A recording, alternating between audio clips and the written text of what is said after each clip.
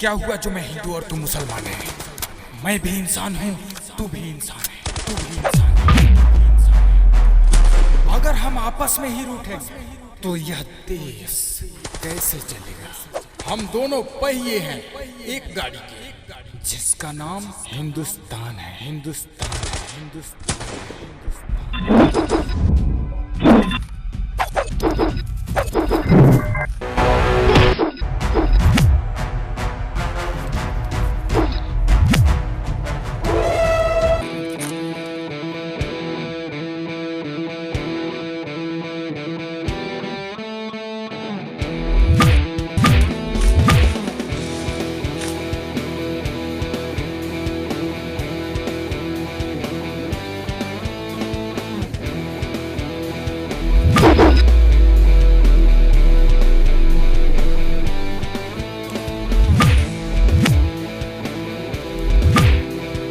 जिसका नाम हिंदुस्तान है, हिंदुस्तान है, हिंदुस्तान।